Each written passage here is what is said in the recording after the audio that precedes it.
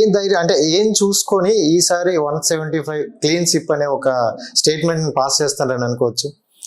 175 మంది అసలు అభ్యర్థులు ఉన్నారా జగన్మోహన్ రెడ్డికి? ఇప్పుడు 25 పార్లమెంటుకి పోటీ చేయడానికి అభ్యర్థులు ఉన్నారా?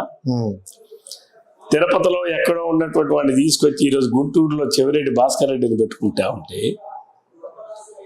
ఎక్కడెక్కడో ఉన్నటువంటి వాళ్ళు తీసుకెళ్లి హైదరాబాద్లో డాక్టర్ ప్రాక్టీస్ చేసుకున్నటువంటి వాళ్ళని తీసుకెళ్లి ఎక్కడో పెడతా ఉంటే ఈరోజు తనకి అభ్యర్థులే లేరు. అసలు అంత ఎందుకండి? రేపు పులివెందులు గెలిచిరామనమానండి. పులివెందులు గెలవలేరంటారా? ఎలా గెలుస్తాడు? ఏ రకంగా గెలుస్తాడు? అంటే బాబాయిని మర్డర్ చేశాడని తెలిసి ప్రజలు ఓట్లేస్తారా? వివేకానంద రెడ్డి గారు అంటే పులివెందుల నియోజకవర్గంలో ఒక గౌరవభావం ఉన్నటువంటి వ్యక్తి, రాజకీయాల్లో కూడా గౌరవభావం ఉన్నటువంటి వ్యక్తి. మరి అటువంటి వ్యక్తిని గతసారి ఎన్నికల ముందైతే ఇది నారాసురం రక్త చరిత్ర సాక్షి పేపర్లోనో సాక్షి ఛానల్లో రాయించుకొని ప్రజల్లో ఒక అపోహలు సృష్టించాడు. ఈరోజు వాస్తవాలు అందరికీ తెలిసాయి కదా. బాబాయిని మర్డర్ చేయించింది ఎవరు చేశారు, ఎందుకు కారణం చేశారు అనేది అన్ని వేళ్ళు ఈరోజు తాడేపల్లి ప్యాలెస్ వైపే చూపిస్తున్నాయి కదా. కాబట్టి దానికి ఈరోజు సమాధానం చెప్పాలి. ఏదైనా ప్రజలు, అక్కడ ఉన్న వాళ్ళు కూడా ప్రజలే కదా, ఆ ప్రజలు కూడా మంచి వాళ్ళే కదా. అక్కడ పులివెందులో ఉన్న ప్రజలు కూడా మంచినే కదా కోరుకుంటారు, మంచినే కదా ఆలోచిస్తారు. ఇది సొంత బాబాయినే మర్డర్ చేయించినటువంటి వ్యక్తిని ఆదరిస్తారా? సొంత చెల్లిని, సొంత తల్లిని మెడపట్టు గెంటేసినటువంటి వ్యక్తిని ఆదరిస్తారా? తోడబుట్టిన ఆడబిడ్డకి ఆస్తిలో సమాన హక్కు ఉన్నటువంటి ఈ భారతదేశంలో ఆస్తి ఇవ్వకుండా బయటికి గెట్టినటువంటి అన్నను చూసి ఎవరైనా, ఏ చెల్లి అయినా ఏ అక్క అయినా ఆదరిస్తుందా? నా బిడ్డ ఒంటరివాడు, నా తండ్రి లేని బిడ్డ, నా బిడ్డను మీరు ఆ హక్కుని చేర్చుకోండి అని చెప్పి అధికారంలోకి రావడానికి పాపం రాత్రి పగలు కష్టపడేటువంటి తల్లిని మెడపట్టుకు బయటికి గెంటారే, ఏ తల్లి అయినా జగన్మోహన్ రెడ్డిని ఆదరిస్తుందా? పులివెందుల్లో ఉన్నటువంటి ఏ అక్క, ఏ చెల్లి, ఏ తల్లి కూడా ఈ జగన్మోహన్ రెడ్డి ప్రవర్తన క్షమించదు. అందుకే రేపు పులివెందుల జగన్మోహన్ రెడ్డి గెలుస్తాడా అని చెప్పి అందుకే ప్రశ్నిస్తాం. Super and right. అంటే ఈ సీట్ల విషయం చూసుకుంటే, అంటే అంతవరకు జనసేన పార్టీలో ఉన్న చాలా మంది తెలుగుదేశం అంటే బాగా క్లోజ్గా ఉండేవారు. సీట్ల విషయంలో 24 సీట్లు రావడమే, మాకు ఎందుకు అన్ని తక్కువ సీట్లు ఇచ్చారని కొంతమంది అడుగుతూ, కొంతమంది బయటికి వెళ్ళిపోవడం కూడా ఉంది జన కార్యకర్తలు. బట్ సీఎం గారు ఏమంటారంటే, ఐ మీన్ మాజీ ఎంఐబోయే సీఎం సారీ, అండ్ ఆయన ఏమంటారంటే మేము చాలా ఆలోచించి తీసుకుంటామని అన్నారు. అంటే ఇక్కడ రెండు పార్టీలు పొత్తుతో వెళ్తున్నాం. రెండు పార్టీలు ఉన్నటువంటి నాయకులు కానీ కార్యకర్తలు కానీ మన లక్ష్యం ఏంటి? మా లక్ష్యం ఏంటి? మా లక్ష్యం ఈ రాష్ట్ర అభివృద్ధి, రాష్ట్ర ప్రజల సంక్షేమం, భవిష్యత్ తరాలకు భవిష్యత్తు కల్పించేటటువంటి బాటలు వేయడం, ఇది మా లక్ష్యం.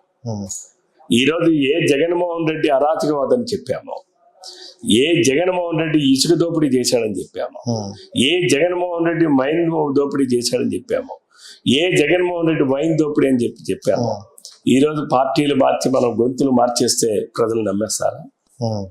నిన్నటి వరకు ఒకటి మాట్లాడి ఈరోజు ఇంకోటి మాట్లాడితే ప్రజలు ఏమైనా అమాయకులా? నాయకులు కానీ కార్యకర్తలు కానీ పొలిటికల్ క్యారెక్టర్, ప్రతి ఒక్కరు కూడా క్యారెక్టర్ని నిలుపుకోవాలి. ఈరోజు తెలుగుదేశం జనసేన ఎవరు ఎన్ని సీట్లు పోటీ చేస్తున్నాం అంటే ఇక్కడ ప్రశ్న కాదు, గెలిపే ప్రాతిపదిక మీద ఉండాలి. Why not 175, why not Pulivendula, ఇది కూడా మా నినాదం.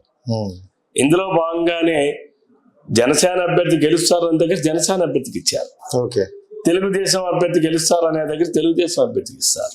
అంతే తప్ప ఇక్కడ తెలుగుదేశం ఇవ్వకూడదనో, లేకపోతే జనసేనకి ఇవ్వకూడదనో, లేకపోతే ఇక్కడ జనసేనకి ఇవ్వాలనో, లేకపోతే తెలుగుదేశంకి ఇవ్వాలనో ఇక్కడ నియమం కాదు. గెలిపే ప్రాతిపదిక మీద వెళ్ళాలి. దానికి నాయకత్వాలకు కూడా సహకరించాలి.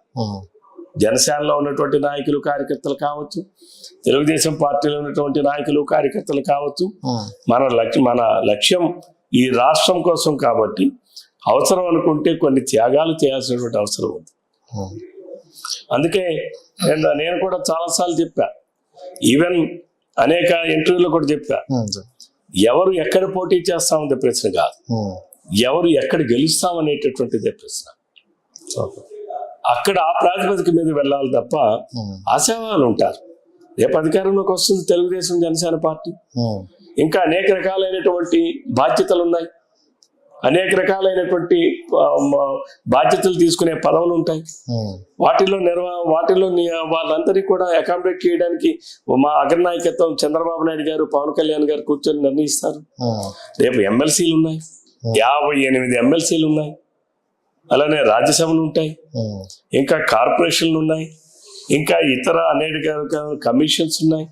కాబట్టి ప్రతి ఒక్కరిని కూడా, నాయకులను అందరినీ కూడా అకామిడేట్ చేయగలిగేటటువంటి పరిస్థితి ఈరోజు మనకుంది. కాబట్టి నాయకులు అందరం కూడా మేము విజ్ఞతతో ఆలోచించాలి. ప్రతి ఒక్కరూ కూడా, కార్యకర్తలు కూడా విజ్ఞతతో ఆలోచించాలి. ఎందుకనంటే మనం రాష్ట్రం కోసం పనిచేస్తున్నాం. పార్టీలు అనేటటువంటివి పార్టీల కోసం కాదు, ఈరోజు రాష్ట్రం కోసం పనిచేస్తున్నాం. కాబట్టి ఒక లక్ష్యంతో పనిచేస్తున్నాం.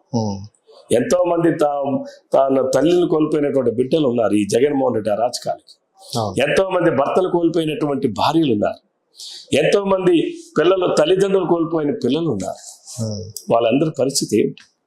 ఈ రాష్ట్రంలో జగన్మోహన్ రెడ్డి ఇసుక దోపిడీ వల్ల రాష్ట్రం మొత్తం భూగర్భ జలాలు అడుగట్టిపోయాయి, 30 మీటర్ల లోతుకి వెళ్ళిపోయింది. ఆ రోజు చంద్రబాబు నాయుడు గారు నీరు చెట్టు పథకం ద్వారా ఈ రాష్ట్రంలో ఉన్నటువంటి భూగర్భ జలాలను పెంచి 17 మీటర్ల డెప్త్ ఉన్నటువంటి భూగర్భ జలాలను 7 మీటర్లకు తీసుకొచ్చాం. అదే ఈ రోజు జగన్మోహన్ రెడ్డి ఇసుక దోపిడీ వల్ల నదుల్లో, వాగుల్లో, వంకల్లో యథేచ్ఛగా రోజుకి ప్రతి 542 ఇసుక రీచ్లు ఉంటే ప్రతి ఇసుక రీచ్ నుంచి కూడా 1000 నుంచి 2000 మెట్రిక్ టన్నులు ఇసుకని తరలించారని తెలుగుదేశం పార్టీ చెప్పడం లేదు. కేంద్ర ప్రభుత్వంతో విచారణకు నియమించినటువంటి ఒక కమిటీని చెప్పారు. ఈరోజు సుప్రీంకోర్టు కూడా నివేదికను సమర్పించారు. ఎన్జిటి కూడా ఈరోజు చెప్పింది, నేషనల్ గ్రీన్ ట్రిబ్యునల్ వాళ్ళు కూడా. అంటే లక్షల కోట్ల రూపాయలు విలువ చేసేటటువంటి ఇసుకని ఈ రాష్ట్రం నుంచి పూర్తిగా తరలించి జగన్మోహన్ రెడ్డి అమ్ముకున్నాడు. వీటి మీద మనం పోరాడాం. దళితులు ఊచకోత కోసం మీద పోరాడాం. దళితులకి సప్లాన్ నిధుల్ని పూర్తిగా వారికి చెందకుండా డైవర్ట్ చేసిన విధానం మీద పోరాడాం మనం. అలానే బీసీ సప్లాన్ అమలు చేయకుండా బీసీల నిధులను 76,000 కోట్ల రూపాయల నిధుల్ని డైవర్ట్ చేసిన దాని మీద మనం పోరాడాం. మన పోరాటం తాలూకా లక్ష్యం నెరవేరాలంటే, మన పోరాటం దేనికోసం, ఎవరి కోసం, ఏ అణగారిన వర్గాల కోసం మనం పోరాటం చేశామో వాళ్ళందరికీ రేపు మంచి జరగాలి అంటే తప్పనిసరిగా తెలుగుదేశం, జనసేన అధికారంలోకి రావాలి. ఈరోజు మా ఇరువురు నాయకులు తీసుకున్న నిర్ణయానికి ప్రతి ఒక్కరూ, జనసేనలో ఉన్న వాళ్ళు కానీ, తెలుగుదేశంలో ఉన్న వాళ్ళు కానీ తప్పనిసరిగా గౌరవించాలి. అంటే సమస్య లేని ఇల్లు ఉండదు, పరిష్కారం లేని సమస్య ఉండదు. బంధాలు గొప్పవి, బాధలు చిన్నవి. మీ సమస్యని మేము పరిష్కరిస్తాం. రండి, మాట్లాడుకుందాం.